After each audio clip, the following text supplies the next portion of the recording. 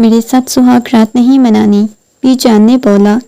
رخصتی سے پہلے تک وہ بہت خوش تھی، مگر جب بی جان نے چھوٹی سی امل کو سہاگ رات کے بارے میں بتایا، تب سے تامل خانزادہ سے خوف محسوس ہونے لگا۔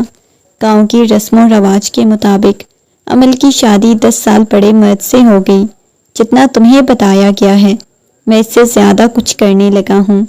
تامل اس بات سے انجان کہ وہ سہاگ رات کے تقاضے نہیں پورے کر سکتی۔ تامل نے اپنی قمیض اتار کے پھینکی تو رونے لگی۔ تامل نے اس کا دوپٹہ اتارا۔ تمہارا جسم تو بچوں جیسا ہے، کیسے مجھے برداشت کرو گی؟ تامل اس کے پردے گراتا اپنے لب۔ معصوم سی امل نہیں جانتی تھی اسے حویلی کیوں لایا گیا، مگر اب دلہن بنی تامل خانزادہ کے پہلو میں بیٹھی ہوئی تھی۔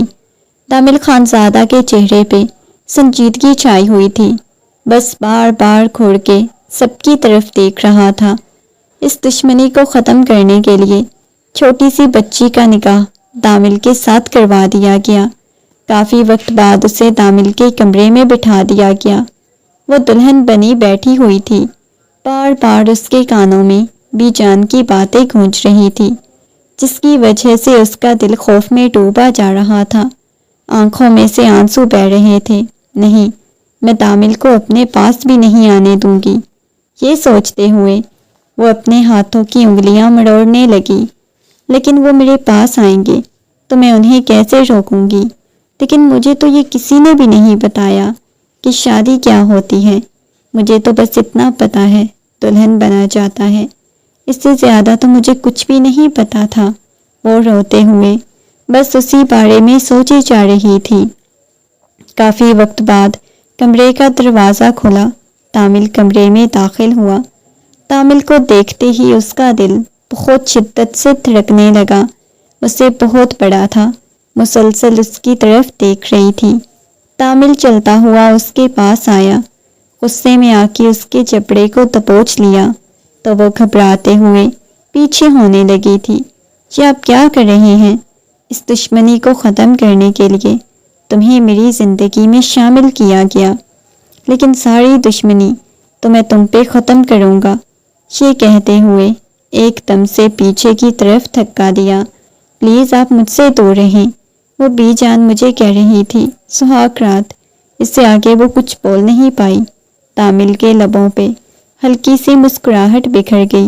یہ تو بہت اچھی بات ہے، بی جان نے تمہیں بتایا سہاگ رات کے بارے میں، ورنہ میں سوچ رہا تھا مجھے کتنا مشکل ہو جاتا اس بارے میں سمجھانا۔ وہ نفی میں سر ہلانے لگی۔ میں آپ کو اپنے پاس نہیں آنے دوں گی، کپ کپاتی ہوئی آواز میں بولی۔ تو کیا میں نے تمہاری شکل دیکھنے کے لیے تمہارے ساتھ شادی کی ہے؟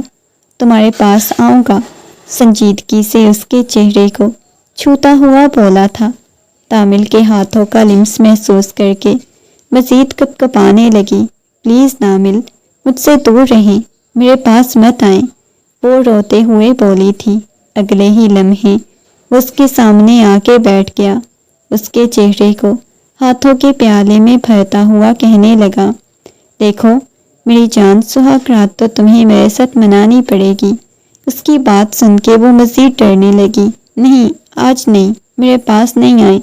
اس نے بیڈ شیٹ کو اپنے ہاتھوں میں دبوچا ہوا تھا۔ تامل اس کے ہاتھ کو اپنے ہاتھ کی گرفت میں لیا، اس کے ہاتھ کو اپنے لبوں سے لگایا۔ اگلے ہی لمحے اس کے قریب ہونے لگا۔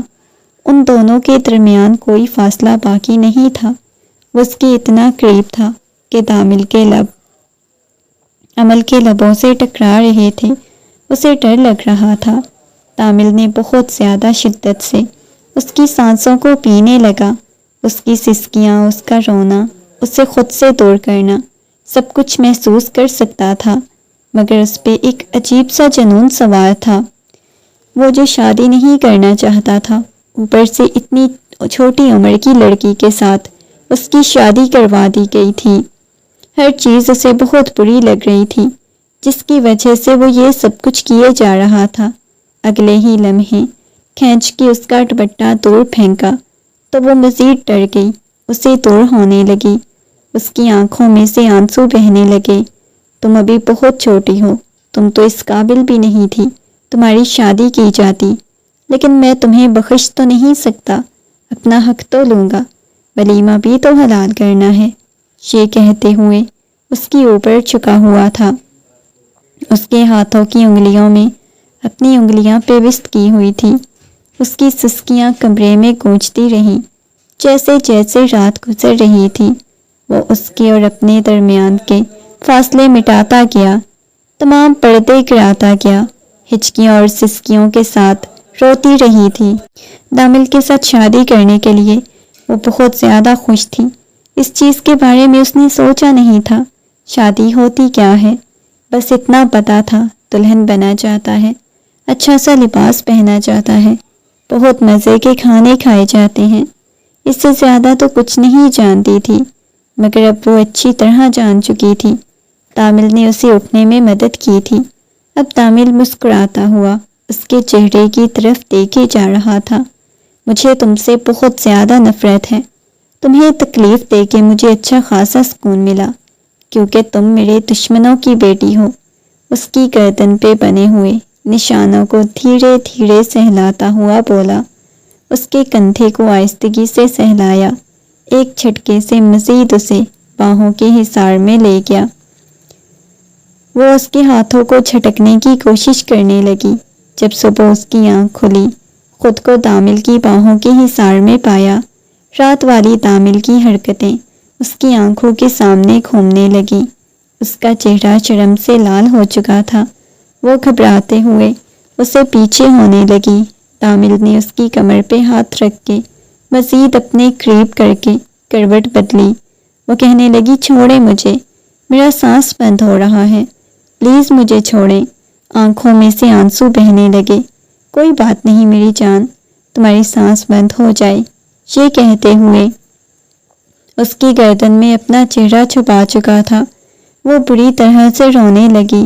اسے چھوڑا تو وہ بھاگتی ہوئی باتھ روم کی طرف چلی گئی۔ وہ اٹھ کے بیٹھ گیا۔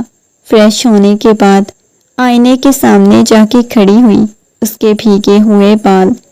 وہ شہر کی لڑکی تھی، وہ نہیں جانتی تھی گاؤں کے رواجوں کو۔ وہ چلتا ہوا اس کے پاس آ گیا۔ فریش ہو کے جب اس کے پاس آیا تو وہ اپنے بال سکھا چکی تھی، آنکھوں میں سے آنسو بہہ رہے تھے۔ وہ چلتا ہوا ایک دم سے پیچھے سے اپنی باہوں کے حصار میں لیتا اس کی گردن کو اپنے لبوں سے چھوا تو اس کے سینے پہ ہاتھ رکھ کے اسے پیچھے کر گئی۔ پلیز دور رہیں، میرے پاس کیوں آ رہے ہیں؟ وہ کپ کپاتی ہوئی آواز میں بولی، کیونکہ تم مجھے بہت خوبصورت لگ رہی ہو۔ اگلے ہی لمحے چھٹکے سے اسے خود سے دور کیا۔ فریش ہو کے وہ دونوں نیچے آئے تو بی جان مسکراتے ہوئے دونوں کی نظر اتارنے لگی۔ ثانیہ بیگم کو تو ویسے ہی اچھی نہیں لگتی تھی۔ انہوں نے اپنے بیٹے کی طرف دیکھا، پھر اس کی طرف دیکھا جو ان کے بیٹے کے ساتھ بالکل بھی اچھی نہیں لگ رہی تھی، بالکل ڈری ہوئی لگ رہی تھی۔ عمل بہت زیادہ گھبرا رہی تھی اور وہ بار بار عمل کی طرف دیکھ رہا تھا۔ شاید وہ سب کے ساتھ کمفرٹیبل محسوس نہیں کر رہی تھی، نہ ہی ناشتہ ٹھیک سے کر رہی تھی۔ عمل، تم ایک کام کرو، کمرے میں چلی جاؤ، ملازمہ کو اس نے ناشتہ دینے کا بولا۔ ثانیہ بیگم کہنے لگی، کیوں؟ یہاں سب کے ساتھ بیٹھ کے یہ ناشتہ نہیں کر سکتی، یہ زیادہ لاڈلی ہے۔ وہ کہنے لگا، مما، شاید وہ کمفرٹیبل محسوس نہیں کر رہی، اس کی فکر ہوگی، بڑی زیادہ پرواہ ہوگی۔ مما ہر بات کا غلط مطلب مت نکالا کریں، وہ سنجیدگی سے بولا۔ تو ثانیہ بیگم خاموشی سے وہاں سے اٹھ کے کچن کی طرف چلی گئی۔ ملازمہ کو ناشتہ کا کہنے لگی، آؤ میں تمہیں اس کا ناشتہ دیتی ہوں۔ وہ بیٹھی ہوئی تھی۔ بی بی جی، یہ آپ کا ناشتہ۔ ملازمہ کی بات سن کے اس نے رکھنے کا اشارہ کیا۔ وہ ناشتہ رکھنے کے بعد باہر چلی گئی۔ وہ بے دلی سے ناشتہ کرنے لگی۔ ناشتہ کرنے کے بعد اسے عجیب سا محسوس ہونے لگا، ایسے لگ رہا تھا جیسے اس کے دل میں تکلیف ہو رہی ہے، سینے میں تکلیف محسوس ہونے لگی۔ وہ جب واپس کمرے میں آیا تو اسے اس حال میں دیکھ کے اس کی پیشانی پہ بلنم اتار ہوئے۔ کیا ہوا ہے؟ سب ٹھیک تو ہے نا؟ نرمی سے اسے پوچھا۔ تو وہ نفی میں سر ہلانے لگی۔ پتہ نہیں مجھے کیا ہو رہا ہے۔ اگلے ہی لمحے اسے وامٹنگ ہونے لگی تھی۔ اس کی وامٹنگ بھی بلڈ والی تھی۔ اس کی پیشانی پہ بل نمودار ہوئے۔ آہستگی سے اس کے قریب آ کے بیٹھ گیا۔ کیا ہوا ہے؟ سب کچھ ٹھیک تو ہے نا؟ دوبارہ سے نرمی سے پوچھنے لگا۔ پتہ نہیں مجھے کیا ہو رہا ہے، یہ کہتے ہوئے اس کے ہاتھ کو شدت سے اپنے ہاتھ میں دبوچا۔ اس کے ہاتھ بالکل ٹھنڈے پڑنے لگے۔ پتہ نہیں نہ جانے اسے کیا ہوا تھا۔ آہستگی سے اسے اپنے سینے سے لگا گیا۔ مسلسل وامٹنگ کرنے لگی تھی۔ چلو ہاسپٹل لے چلتا ہوں۔ وہ اسے نفی میں سر ہلانے لگی۔ مجھے کہیں نہیں جانا، میں نے بولا ہے نا اٹھو۔ شاباش، یہ کہتے ہوئے اس کے بالوں کو پیچھے اس کے کانوں میں اڑستے ہوئے اسے لے کے باہر آ گیا تھا۔ ہسپتال آ گیا۔ حویلی والے پریشان ہو چکے تھے۔ ابھی آج ہی تو اس کا پہلا دن تھا حویلی میں۔ ابھی ولیمے کا فنکشن باقی تھا۔ وہ اسے لے کے ہسپتال پہنچ چکا تھا۔ یہ بات سارے گاؤں میں آگ کی طرح پھیل گئی۔ سردار دامل خان زادہ کی بیوی جو شادی کے اگلے دن ہی ہسپتال پہنچ چکی، نہ جانے اسے کیا ہوا، کوریڈور میں بیٹھا ہوا تھا۔ جب ڈاکٹر باہر آئی، کہنے لگی دیکھیں زیادہ پریشانی کی کوئی بات نہیں، انہیں زہر دینے کی کوشش کی گئی ہے، مگر وقت پہ وامٹنگ آ گئی جس کی وجہ سے سب کچھ باہر نکل آیا۔ وہ کوریڈور میں بیٹھا ہوا تھا جب ڈاکٹر باہر آئی اور کہنے لگی دیکھیں پریشانی کی کوئی بات نہیں، انہیں زہر دینے کی کوشش کی گئی تھی مگر وقت پہ وامٹنگ آ گئی جس کی وجہ سے سب کچھ باہر نکل آیا تھا، اور باقی ہم نے مزید ان کا اسٹومک واش کر دیا ہے۔ ڈاکٹر کی بات سن کے وہ ہونکوں کی طرح ڈاکٹر کی طرف دیکھنے لگا۔ کیا مطلب؟ زہر؟ شاید کچھ غلطی سے انہوں نے کھا لیا ہوگا، ایسا تو کچھ بھی نہیں تھا۔ وہ پریشان ہو گیا۔ صبح ناشتہ تو اس کے ساتھ کیا، کیا اس کے ناشتے میں کچھ تھا جو الگ سے اسے دیا گیا؟ اسے اب حویلی والوں پہ غصہ آنے لگا تھا۔ اسے اپنے سینے سے لگائے بیٹھا ہوا تھا۔ کیسی طبیعت ہے تمہاری؟ نرمی سے اسے پوچھنے لگا تو وہ ڈری ہوئی تھی۔ دور رہیں مجھ سے، میرے پاس مت آئیں۔ اس سے پہلے ہی دامل سے خوف محسوس ہوتا تھا، اب دامل کو اپنے پاس بھی نہیں آنے دے رہی تھی۔ وہ دھیرے دھیرے اس کی گال کو سہلانے لگا۔ کچھ بھی نہیں ہوا، دور رہیں۔ اس نے ایک دم سے دامل کو خود سے دور دھکا دے دیا۔ میرے پاس آنے کی کوشش مت کریں۔ کیوں میرے پاس آتے ہیں؟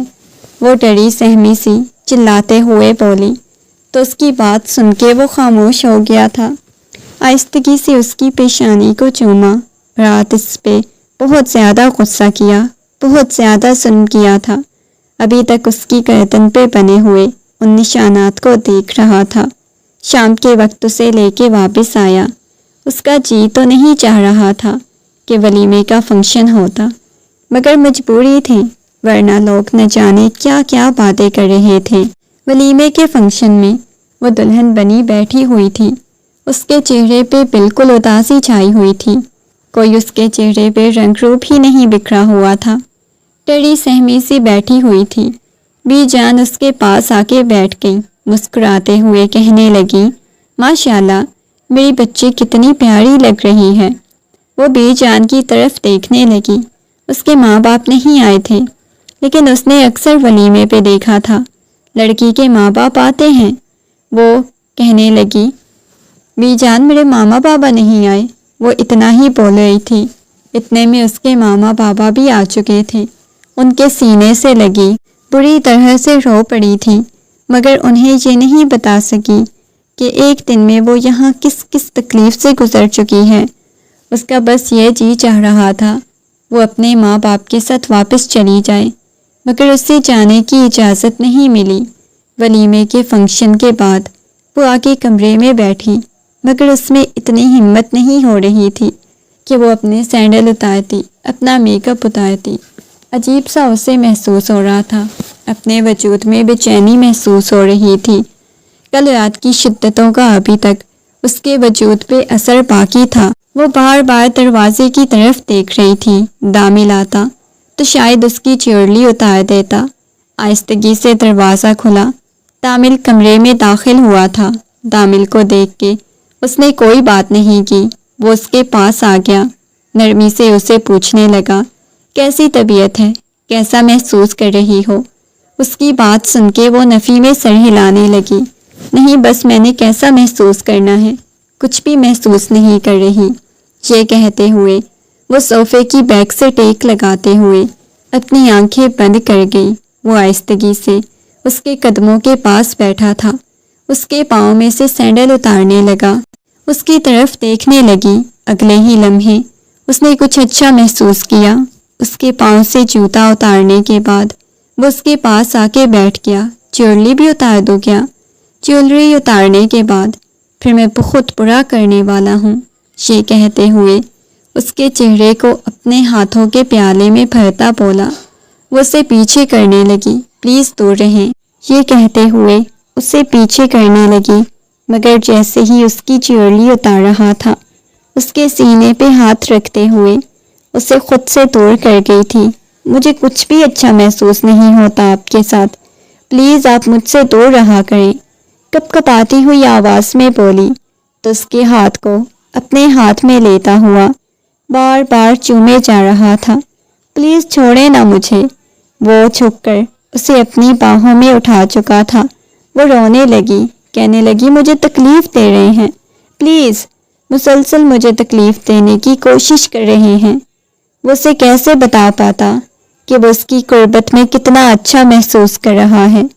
اس سے پہلے اس نے زندگی میں کہیں اتنا اچھا محسوس نہیں کیا جتنا وہ عمل کی قربت میں محسوس کر رہا تھا۔ اسی وجہ سے بار بار اس کی قربت کے لیے، اس کے قریب آنے کے لیے وہ اتنا بے چین تھا۔ آہستگی سے اس کی پیشانی کو چومتا ہوا اسے اپنے سینے سے لگایا۔ میں کل تمہاری اجازت کے بغیر تمہارے پاس آیا، مگر دوبارہ نہیں آؤں گا، یہ کہتے ہوئے وہ اپنے سینے سے لگا گیا تھا۔ وہ اپنی آنکھیں بند کر گئی تھی، دھیرے دھیرے اس کی پشت کو سہلانے لگا۔ کافی وقت بعد اسے احساس ہوا وہ سو چکی ہے۔ اسے بھاری بھرکم لباس میں سوتا ہوا دیکھ کے اس کے لبوں پہ مسکراہٹ بکھر گئی۔ پتہ نہیں کیوں کل رات تک مجھے تم سے نفرت محسوس ہو رہی تھی، مگر آج ایسے لگ رہا ہے جیسے تم سے مجھے اتنی زیادہ محبت ہو گئی۔ اتنی زیادہ محبت تو مجھے کبھی کسی سے محسوس ہی نہ ہوئی ہو، وہ مسکراتے ہوئے بولا۔ فجر کے وقت اس کی آنکھ کھلی تو کمرے کو چاروں اطراف دیکھنے لگا۔ وہ کمرے میں موجود نہیں تھی۔ کمرے میں عمل کو نہ پا کے اس کی پیشانی پہ بل نمودار ہوئے۔ یہ عمل کہاں چلی گئی؟ اب وہ چاروں اطراف دیکھنے لگا۔ جیسے ہی کھڑکی کے پاس آیا تو اسے لان میں نہاتی ہوئی نظر آئی۔ باہر بارش برس رہی تھی اور وہ لان میں کھڑی نہا رہی تھی، چوم رہی تھی۔ اس کے لبوں پہ مسکراہٹ بکھر گئی۔ اس وقت بالکل چھوٹی سی بچی معلوم ہو رہی تھی، مسلسل اس کی طرف دیکھے جا رہا تھا۔ اچانک اسے احساس ہوا کچھ غلط ہونے۔ اس کا دل بے چین ہوا تھا۔ عمل کو لے کے آدھی رات کو وہ اکیلی تھی، ادھر ادھر دیکھنے لگا، کوئی بھی وہاں پہ موجود نہیں تھا۔ اتنی رات کو وہ اکیلی لان میں تھی۔ وہ اس کے پاس آ گیا، سیڑھیاں اترتا ہوا نیچے لان میں آیا تو سامنے ابھی تک چوم رہی تھی۔ اسے بارش میں بھیگنا بالکل بھی پسند نہیں تھا، اسے بہت نفرت تھی بارش میں بھیگنے سے۔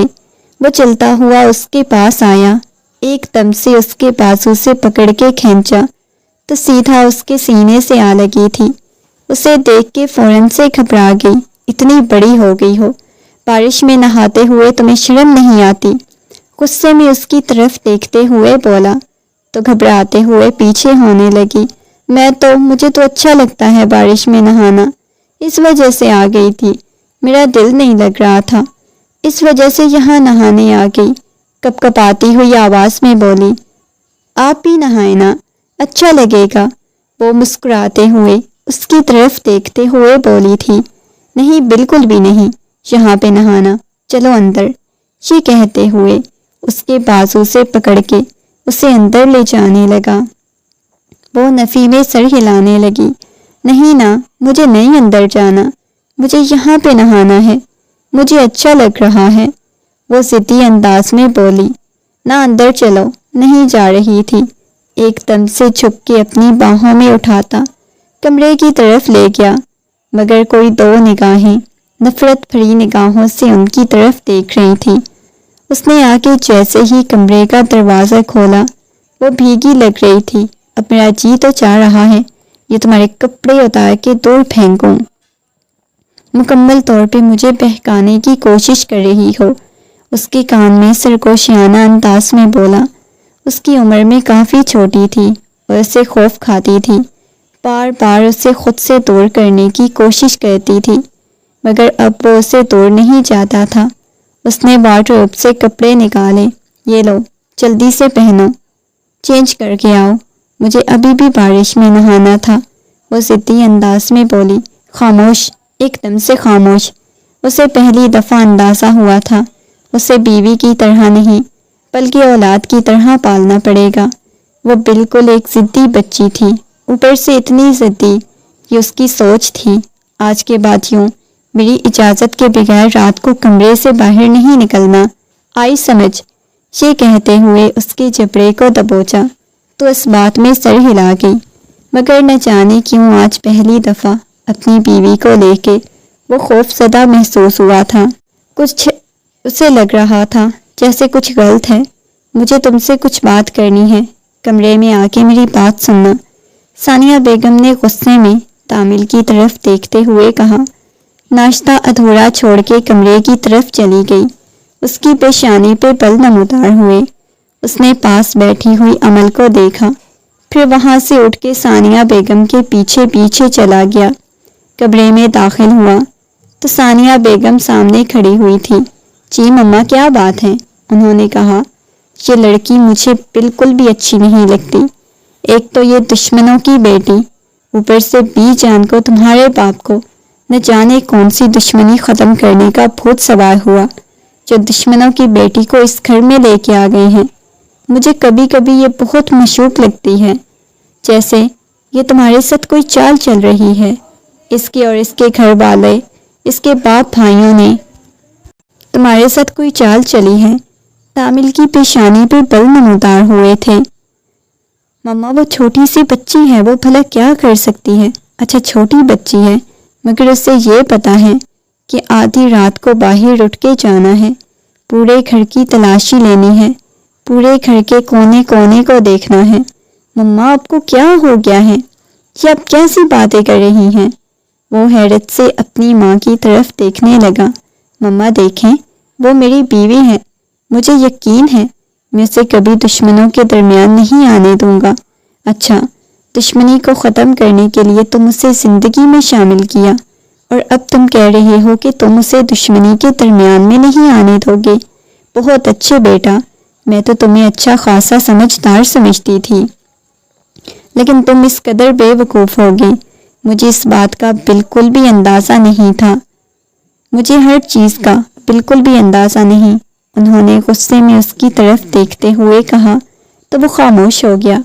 میں چاہتی ہوں کہ تم اسے طلاق دے دو۔ مما، وہ اتنے سالوں کی دشمنی ابھی اس کے ساتھ شادی کر کے جو ختم ہوئی ہے، آپ چاہتی ہیں وہ دوبارہ سے دشمنی پیدا ہو جائے؟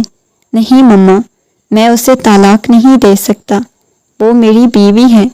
تامل کی زندگی میں جب کوئی لڑکی شامل ہو جاتی ہے، تامل کبھی اسے نکالتا نہیں۔ میں تو اس کو محسوس کیا ہے، میں کیسے اسے اپنی زندگی سے نکال سکتا ہوں؟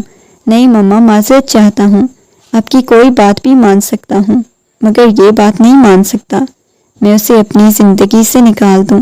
یہ کہتے ہوئے ان کی مزید کوئی بات نہیں سننا چاہتا تھا، اس وجہ سے کمرے سے باہر چلا گیا۔ ثانیہ بیگم نے اپنی ساڑھی کو سیٹ کیا، اس کی طرف دیکھتے ہوئے کہنے لگی، میں بھی اتنی آسانی سے اسے تمہاری زندگی میں رہنے نہیں دوں گی، وہ دشمنوں کی بیٹی ہے، بی جان تو اچھی خاصی دشمنی نبھانی ہے میرے ساتھ۔ آدھی رات کو وہ بی جان کی گود میں سر رکھے لیٹی ہوئی تھی۔ بیٹا، اب تو تم اپنے کمرے میں چلی جاؤ۔ نہیں، آپ نے بولا تھا نا آج تامل نے نہیں آنا، وہ شہر چلے گئے ہیں، تو پھر میں اپنے کمرے میں جا کے کیا کروں گی؟ آپ کو پتہ ہے مجھے اکیلے بہت ڈر لگتا ہے، وہ ڈرتے ہوئے بولی تو اس کی بات سن کے مسکراتے ہوئے کہنے لگی بیٹا اتنا زیادہ ڈرنا نہیں۔ نرمی سے انہوں نے کہا۔ وہ کہنے لگی بس مجھے بہت زیادہ خوف محسوس ہوتا ہے، اس وجہ سے۔ بیٹا خوف نہیں نہ محسوس کرتے، انہوں نے محبت سے کہا۔ تو وہ کہنے لگی نہیں بس ہوتا ہے نا، آپ کے پاس ہی سونا۔ یہ کہتے ہوئے ان کی گود میں سر رکھے اپنی آنکھیں بند کر کے دھیرے دھیرے اس کے بالوں میں ہاتھ پھیرنے لگی۔ لاؤنج میں بیٹھا لیپ ٹاپ میں لگا ہوا تھا۔ جب اسے پیچھے سے قدموں کی آہٹ سنائی دی، اس نے مڑ کے دیکھا تو آدھی رات کو انوشے اپنے گھر کو دیکھ رہی تھی۔ اس کی پیشانی پہ بل نمودار ہوئے۔ انوشی اس کی کزن تھی، خالہ کی بیٹی تھی۔ تامل نے مسکراتے ہوئے کہا واہ بھائی، تم اتنی رات کو یہاں پہ کیا کر رہی ہو؟ مسکراتے ہوئے کہا۔ انوشی آ کے اس کے سینے سے لگ گئی، کہنے لگی تامل آپ نے ایک بچے کے ساتھ شادی کر لی۔ اس کی بات سن کے تامل کی پیشانی پہ بل نمودار ہوئے۔ ہاں ظاہر ہے، تمہیں پتہ ہے دشمنی ختم کرنے کے لیے مجھے اس کے ساتھ شادی کرنی پڑی۔ وہ آہستگی سے اسے الگ کہتا ہوا بولا لیکن آپ کو شادی نہیں کرنی چاہیے تھی۔ تامل حیران ہوا، کیا مطلب شادی نہیں کرنی چاہیے؟ کیونکہ آپ جانتے ہیں میں آپ سے محبت کرتی ہوں۔ دیکھو انوشی، میں تمہیں پہلے بھی سمجھا چکا ہوں، میں نے تمہیں اس نگاہ سے دیکھا بھی نہیں۔ میں تمہارے لیے اچھی سی کافی بنا کے لاتا ہوں۔ یہ کہتے ہوئے وہ کچن کی طرف چلا گیا، اس کے لیے کافی بنا رہا تھا۔ بار بار اس کی آنکھوں کے سامنے اس کا معصوم سا چہرہ آ رہا تھا۔ ابھی تک بھی وہ عمل کو یاد کر رہا تھا۔ اچانک انوشے پیچھے سے اس کے گرد بازو حائل کر کے اس کے سینے پہ اپنا ہاتھ رکھتے ہوئے کہنے لگی میں آپ سے بہت زیادہ محبت کرتی ہوں۔ اس کی پشت پہ اپنا سر ٹکایا۔ آدھی رات کو ایک غیر عورت تھی مگر اس کے سینے پہ ہاتھ پھیرنے لگی، اس کے سامنے آ چکی تھی۔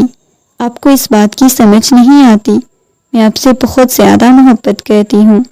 اس کے ہاتھ تامل کی شرٹ کے بٹنوں میں الجھے ہوئے تھے۔ آہستگی سے اس کے ہاتھوں کو اپنے اوپر سے دور کرنے لگا۔ انوشے تمہیں یاد ہوگا، تم نے جب کہا تھا تم گاؤں کے کسی جاہل پینڈو سردار کے ساتھ شادی نہیں کر سکتی، وہ لمحہ مجھے بھولا نہیں ہے۔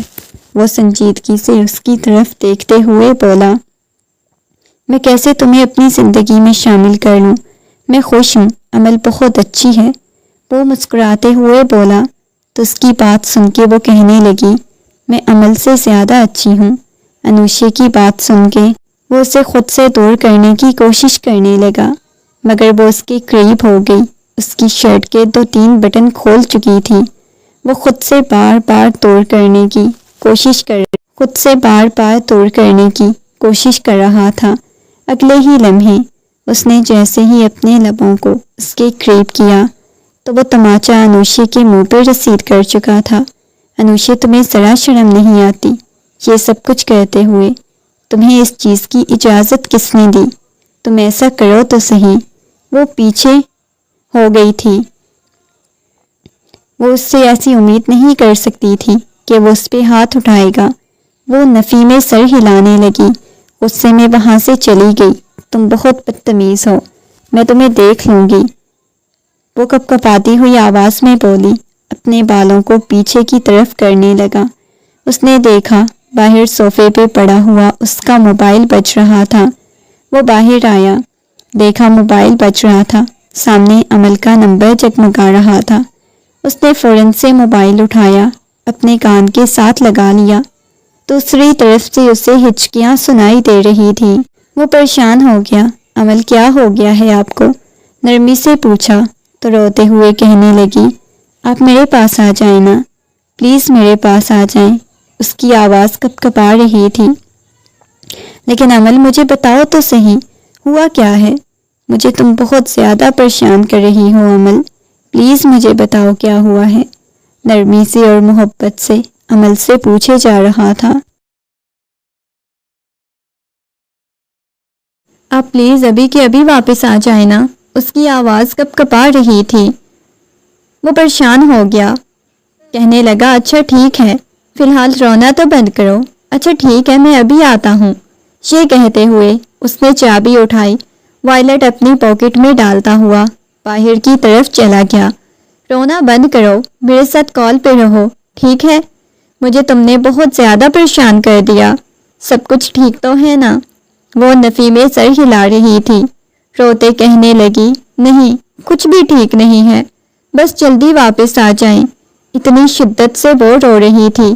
کافی وقت بعد 1 گھنٹے کا سفر وہ آدھے گھنٹے میں طے کر کے پہنچ چکا تھا۔ اتنی دیر وہ روتی ہی رہی تھی۔ سیدھا وہ کمرے میں گیا۔ جیسے ہی کمرے میں داخل ہوا، سامنے بیڈ پہ بیٹھی ہوئی تھی، اس کے پاؤں پہ پٹی بندھی ہوئی تھی۔ یہ دیکھ کے وہ پریشان ہوا، فوراً سے اس کے پاس آیا۔ کیا ہوا ہے تمہیں؟ وہ نرمی سے پوچھنے لگا۔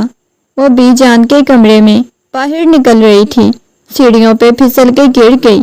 وہ کپ کپاتی ہوئی آواز میں بولی۔ اس کی بات سن کے وہ اسے اپنے سینے سے لگا چکا تھا، اس کے سینے سے لگی۔ وہ بچوں کی طرح رونے لگی تھی۔ وہ ایسے ہی کرتی تھی جب بھی اس سے کچھ ہوتا تھا، اپنی ماما یا بابا کے سینے سے لگی، ایسے ہی گھنٹوں روتی رہتی تھی۔ آج وہ بالکل ایسے ہی اس شخص کے سینے سے لگی ہوئی تھی۔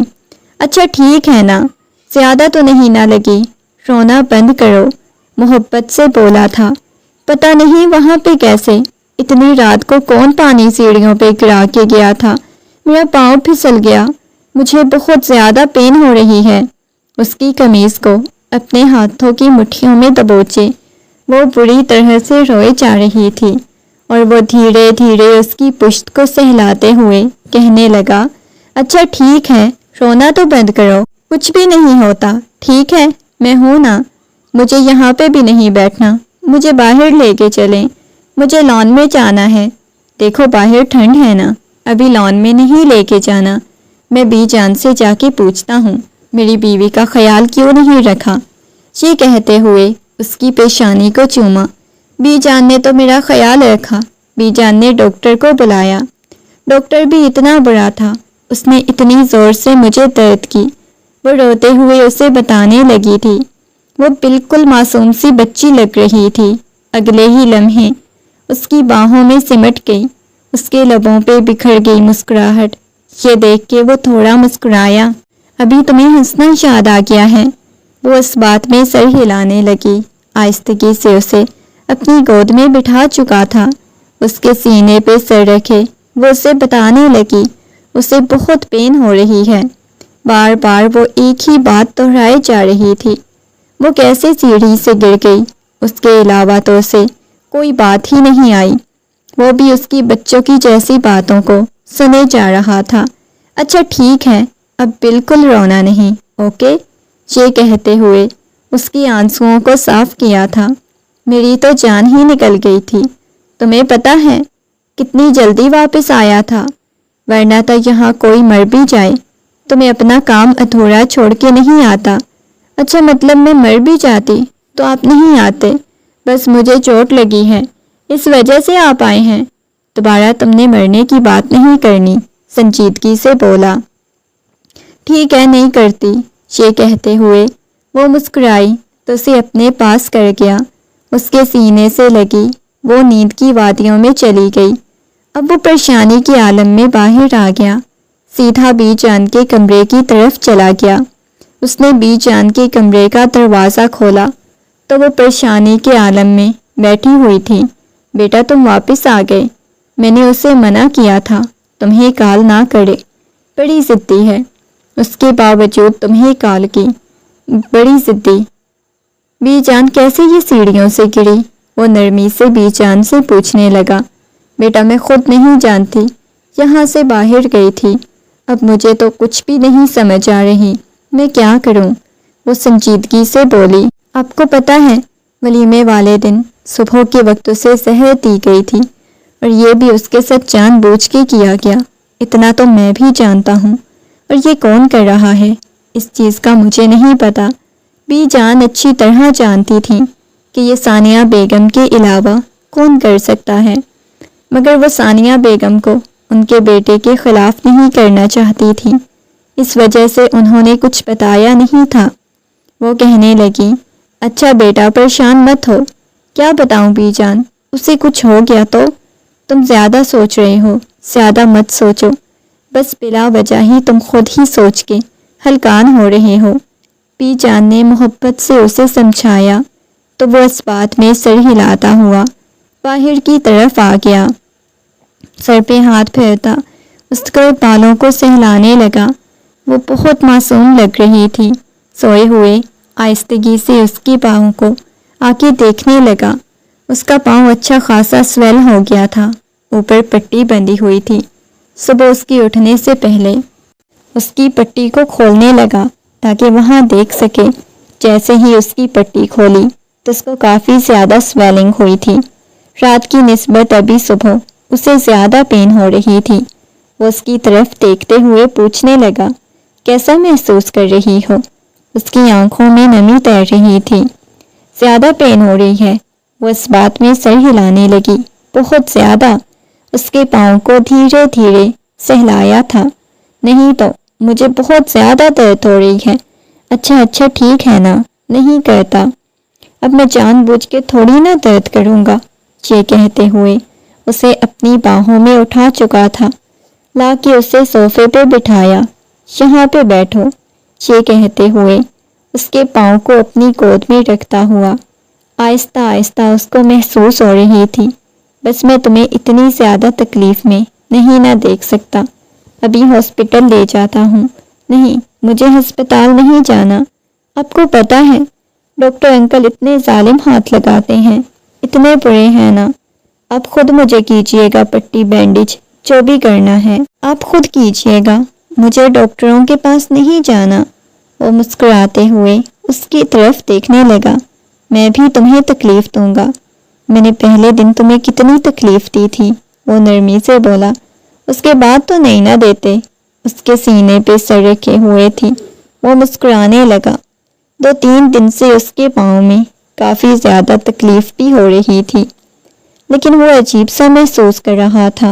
اسے ایسا محسوس ہو رہا تھا جیسے کوئی ہر لمحہ اس پہ نظر رکھے ہوئے ہے، کوئی ہر لمحہ اسے دیکھ رہا ہے۔ اس وجہ سے کافی زیادہ پریشان تھا، اس کو لے کے بہت حساس ہوتا جا رہا تھا۔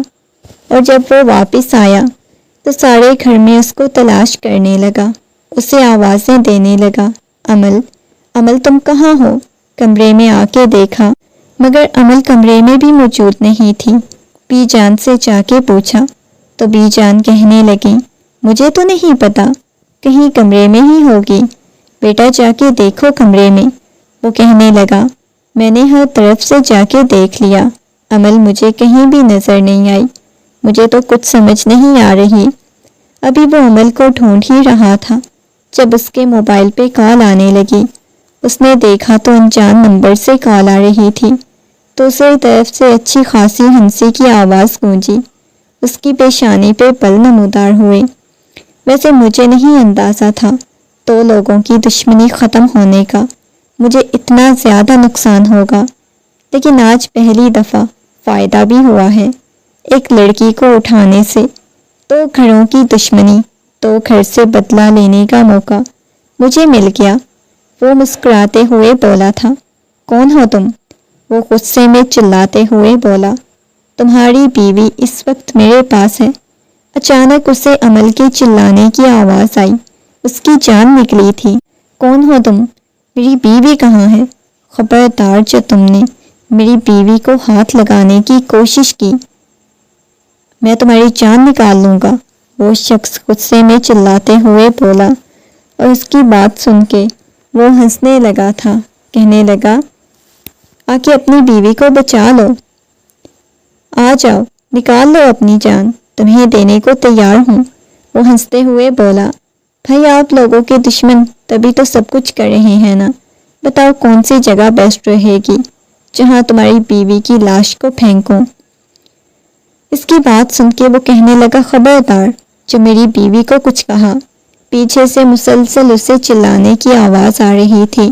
اس نے فوراً سے موبائل بند کیا، نمبر ٹریس کروانے لگا تھا۔ موبائل کہاں پہ تھا مگر اسے کچھ سمجھ نہیں آ رہی تھی، نہ پولیس والے اس کا نمبر ٹریس کر پا رہے تھے، وہ کہاں ہے، نہ اسے کچھ سمجھ آ رہی تھی۔ مجھے جانے دو، پلیز مجھے جانے دو، تم لوگوں نے مجھے یہاں کیوں رکھا ہوا ہے؟ وہ روتے ہوئے بولی تھی، کیونکہ تمہارے شوہر سے بدلہ لینا ہے، اس وجہ سے تمہیں لائے ہیں، اسے بدلہ لینے کے لیے۔ وہ ہنستے ہوئے بولے تھے، جانے دو مجھے، اگر میرے شوہر نے تم لوگوں کو پکڑ لیا تو تم لوگوں کی جان نکال لے گا۔ وہ غصے میں چلاتے ہوئے بولی۔ اس کی بات سن کے وہ ہنستے ہوئے کہنے لگا، وہ تو وقت آنے پہ پتہ چلے گا، ویسے ابھی جو کچھ ہم تمہارے ساتھ کرنے والے ہیں اس چیز کا تمہیں اندازہ ہو چکا ہوگا۔ اسے یوں اپنی طرف آتا ہوا دیکھ کے ڈرنے لگی تھی۔ ایک تو اس کے پاؤں میں پہلے اتنی زیادہ تکلیف ہو رہی تھی، اوپر سے اپنے پاس آتا ہوا دیکھ کے اس کا دل شدت سے کانپنے لگا۔ نفی میں سر ہلانے لگی، پلیز دور رہو مجھ سے، میرے پاس آنے کی کوشش مت کرو۔ روتے چلاتے ہوئے بولے جا رہی تھی۔ اس کے پاس آ گیا، اس کے بالوں سے پکڑتا ہوا قریب ہو گیا تھا۔ وہ نفرت سے اپنا چہرہ دوسری طرف کر گئی۔ مجھے ہاتھ لگانے کی یا مجھے چھونے کی کوشش مت کرو، میرے شوہر مجھ سے بہت زیادہ محبت کرتے ہیں، اگر وہ یہاں پہ آ گئے تو تم لوگوں کو زندہ نہیں چھوڑیں گے۔ وہ چلاتے ہوئے بولی تھی، آ جاتے ہیں تو دیکھ لیتے ہیں۔ یہ کہتے ہوئے دھیرے سے اس کی گال کو چھوا تو وہ چلاتے ہوئے اس سے پیچھے کرنے لگی۔ آنکھوں میں سے آنسو بہنے لگے تھے۔ آپ کہاں ہو تامل؟ پلیز مجھے ان سے بچا لو۔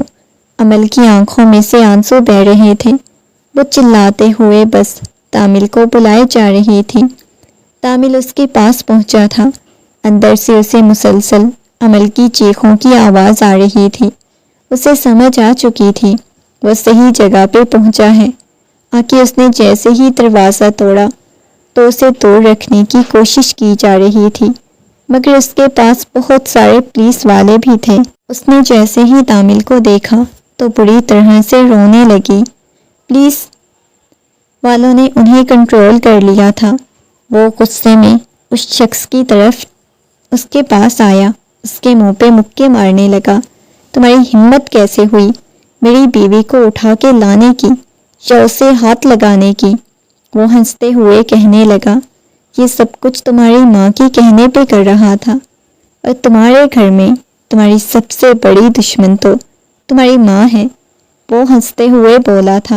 اس کی بات سن کے تامل کی پیشانی پہ پل نمودار ہوئے۔ ہمیشہ جس چیز پہ وہ شک کرتا آیا تھا آج وہ یقین میں بدل چکی تھی کہ ہمیشہ جو کچھ بھی غلط ہوتا تھا، جو کچھ بھی برا ہوتا تھا، ان سب کے پیچھے اس کی ماں تھی۔ اس نے آ کے فوراً سے امل کو کھولا تو امل اس کے سینے سے آ لگی، پوری طرح سے رونے لگی۔ اس کے لب کپ کپانے لگے تھے۔ وہ بس اسے اپنے سینے سے لگائے ہوئے اس کے پیچھے سے بالوں کو سہلائے جا رہا تھا، اس کی گردن میں اپنا چہرہ چھپائے۔ بالکل معصوم سی بچی لگ رہی تھی۔ آہستگی سے اپنی باہوں میں اٹھاتا باہر کی طرف لے کے آیا، لا کے گاڑی میں بٹھایا۔ ابھی بھی وہ ڈری ہوئی تھی۔ اس نے تامل کے بازو کو بہت شدت سے پکڑا ہوا تھا۔ کبھی کوئی میرے پاؤں کو چوٹ پہنچانے کی کوشش کرتا تو کوئی کبھی مجھے اٹھا کے لے جاتے ہیں تامل، مجھے آپ کے ساتھ نہیں رہنا۔ جب سے میں آپ کی زندگی میں شامل ہوئی ہوں مجھے کچھ نہ کچھ ہو رہا ہے۔ وہ بہت بری طرح سے روتے ہوئے بولی تھی، اور تامل کو اندازہ ہوا تھا کہ تامل کی بیوی بننا کتنا مشکل تھا۔ یہ کوئی اس بچی سے پوچھتا، اس کے ہاتھ کو پکڑ کے بس چومے جا رہا تھا، بالکل خاموش تھا، کوئی بات نہیں کر رہا تھا۔ تامل آپ کچھ بول کیوں نہیں رہے؟ وہ سنجیدگی سے تامل کی طرف دیکھتے ہوئے بولی۔ تامل نرمی سے کہنے لگا، میں شرمندہ ہوں، میری وجہ سے تمہیں اتنی تکلیف کا سامنا کرنا پڑا۔ وہ اپنا سر تامل کی گود میں رکھ چکی تھی۔ کافی وقت بعد گاڑی حویلی کے سامنے رکی۔ تامل نے اسے اپنے بازوؤں میں اٹھایا، لے کے کمرے میں آ گیا تھا۔ بی جان پہلے بہت زیادہ پریشان تھی، نرمی سے کہنے لگی، سب کچھ ٹھیک تو ہے نا؟ اس نے اس بات میں سر ہلا دیا، ہاں بی جان، پریشان ہونے کی کوئی ضرورت نہیں، سب کچھ ٹھیک ہے، لا کے اسے بیڈ پہ لٹایا تو وہ مسکرا دی، اس کے گلے میں باہیں ڈالتی ہوئی کہنے لگی، میں آپ کو کہیں بھی نہیں جانے دوں گی، آپ میرے پاس رہیں، آپ مجھے تھوڑا سا بھی اکیلا چھوڑ کے جاتے ہیں، مجھے کچھ نہ کچھ ہو جاتا ہے۔ یہ کہتے ہوئے اس کے سینے پہ اپنا سر ٹکا گئی۔ وہ محبت سے کہنے لگا، نہیں، آج کے بعد تھوڑا بھی اکیلا چھوڑ کے نہیں جانا۔ یہ کہتے ہوئے اس کی پیشانی کو محبت سے چوما، میں آپ کی اچھی والی بیوی ہوں نا؟ وہ ہنستے ہوئے مسکرایا تو وہ اس کے سینے میں اپنا سر چھپا گئی تھی۔ اس کے سونے کے بعد اس کے معصوم سے چہرے پہ بوسہ دیتا ہوا کمرے سے باہر نکلا، سیدھا ثانیہ بیگم کے کمرے کی طرف گیا۔ غصے میں کمرے کا دروازہ کھولا، سامنے ثانیہ بیگم بیٹھی ہوئی تھی، ان کے پاس چلتا ہوا آیا۔ مجھے بالکل اندازہ نہیں تھا مما آپ یہ سب کچھ کر سکتی ہیں، وہ سنجیدگی سے تامل سے کہنے لگی۔ اچھا، مطلب تمہیں پتہ چل گیا ہے، لیکن آپ نے بہت غلط کیا ہے، وہ میری بیوی ہے، آپ نہیں چاہتی تھی یہ دشمنی ختم ہو، آپ یہ چاہتی ہیں کہ یہ ہمیشہ دشمنی برقرار رہے۔ آپ کو نہیں اندازہ آپ نے بھاگ کے شادی کی تھی، جس کی وجہ سے یہ سالوں کی دشمنی چلتی آ رہی تھی۔ وہ آپ کا بھائی ہے جس سے ہم نے دشمنی ختم کی ہے، یہ آپ کی بھتیجی ہے، آپ کو اس چیز کی سمجھ نہیں آتی، وہ سنجیدگی سے بولا تھا۔ مجھے نفرت ہے اپنے بھائی سے، اپنے خاندان والوں سے، انہوں نے ساری عمر مجھے معاف نہیں کیا، تو اب میرے بڑھاپے میں آ کے بولا کہ مجھے معاف کر رہی ہیں، مجھے نہیں چاہیے ان کی معافی۔ حقارت سے بولی، آپ کو معافی نہیں چاہیے، لیکن وہ میری بیوی ہے، آپ اس کے ساتھ دوبارہ ایسا کچھ نہیں کریں گی، مجھ سے برا کوئی نہیں ہوگا۔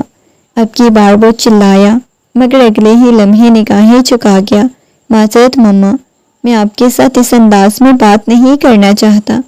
اب کی بار اس سے پریشانی ہوئی، وہ ان کے پاس آ کے بیٹھ گیا، صوفے پہ بٹھاتا ان کی گود میں سر رکھ لیا، ان کے ہاتھ کو پکڑ کے لبوں سے لگایا۔ مما، میں آپ سے بدتمیزی نہیں کرنا چاہتا، آپ کو پتہ ہے مجھے اس سے بہت زیادہ محبت ہو گئی، اپنے بابا سے محبت کی تو ان کے لیے سب کچھ چھوڑ دیا تھا نا، لیکن میں نے کچھ چھوڑا نہیں، اسے میری زندگی میں شامل کیا گیا، جس کے بعد مجھے اس سے محبت ہوئی۔ اور آپ کو پتہ ہے جیسے آپ بابا آپ سے محبت کرتے ہیں نا، یاد ہوگا آپ لوگوں کی جوانی میں کیسی محبت تھی، جس کے لیے آپ لوگوں نے ماں باپ کو چھوڑ دیا، کسی کی پرواہ نہیں کی، بالکل ویسے ہی میں بھی اس سے محبت کرتا ہوں، میری فیلنگز بھی تو سمجھے نا، میں اسے تکلیف میں نہیں دیکھ سکتا، مجھے ڈر لگتا ہے اسے کھونے سے، وہ نرمی سے انہیں بتانے لگا۔ ثانیہ بیگم کو آج اندازہ ہوا تھا، وہ تو محبت سے واقف تھی، ان کا بیٹا اس سے اتنی محبت کرتا تھا، حیرت ہو رہی تھی۔ اس کے بالوں میں ہاتھ پھیرتے ہوئے کہنے لگی، بیٹا شاید میں زیادہ دشمنی میں آگے چلی گئی ہوں، مجھے ایسے نہیں کرنا چاہیے تھا ماما، سچ میں اگر میں آج کچھ ہو جاتا تو میں نے اپنے ساتھ کچھ کر لینا تھا، وہ نرمی سے بولا تو وہ کہنے لگی، نہیں، دوبارہ میں ویسی غلطی نہیں کروں گی، ایک دفعہ اپنی ماں کو معاف کر دو۔ انہوں نے ان کے سامنے ہاتھ جوڑے، آج ان کے ہاتھوں کو پکڑ لیا، دوبارہ نہیں کرنا چاہتا، یہ دشمنی ختم ہو چکی ہے، سب کچھ نارمل ہے، تو آپ ایسا مت کریں درمیان میں، ایسے ہی ہمارے مزید دشمنوں کو موقع ملے گا ہمارے گھر میں درار ڈالنے کا، وہ محبت سے بولا تو وہ اس بات میں سر ہلا گئی۔ ہاں بیٹا، تم ٹھیک کہتے ہو، یہ کہتے ہوئے اس کی پیشانی کو چوما تو وہ ان کا ہاتھ چوم گیا۔ شکریہ ماما، میری فیلنگز اور جذبات کو سمجھنے کے لیے، یہ کہتے ہوئے اٹھ کے باہر چلا گیا۔ وہ نرمی سے مسکرا دی، اس دن کے بعد سب کچھ نارمل ہو گیا، اسے بے انتہا محبت کرنے لگا تھا، اس کا خیال رکھنے لگا۔ ثانیہ بیگم نے بھی اسے قبول کر لیا، کیونکہ ان کی بھتیجی بھی تھی، اس سے بڑھ کے ایک تو اس قدر معصوم اور خوبصورت تھی۔ تامل کو بالکل بھی اندازہ نہیں تھا کہ اسے وقت گزرنے کے ساتھ ساتھ محبت سے عشق ہو جائے گا، اور وہ لڑکی اس کا عشق بن گئی۔ رات کا وقت تھا، وہ اس کے سینے پہ سر رکھے لیٹی ہوئی تھی۔ ان کی شادی کو 3 سال ہو چکے تھے۔ 3 سالوں کا سفر بہت اچھا تھا، اس کے ہاتھ کی ہتھیلی کو اپنے لبوں سے لگا گیا۔ اس نے مسکراتے ہوئے تامل کی طرف دیکھا۔ تامل، آپ ہمیشہ مجھ سے ایسے ہی محبت کریں گے؟ وہ لاڈ سے بولی تھی تو وہ کہنے لگا، اس سے زیادہ کروں گا۔ وقت کے ساتھ ساتھ لوگ کہتے ہیں محبت کم ہو جاتی ہے، لیکن میری محبت بڑھتی جائے گی۔ اس کی بات سن کے اس کے سینے میں چہرہ چھپا گئی۔